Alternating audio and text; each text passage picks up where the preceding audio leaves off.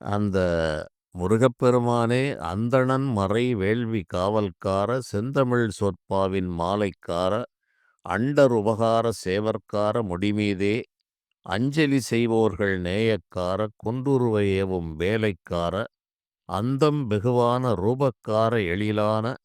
சிந்துரமின் மேவு போகக்கார விந்தை புறமாது வேலைக்கார செஞ்சலொடியார்கள் வாரக்கார எதிரான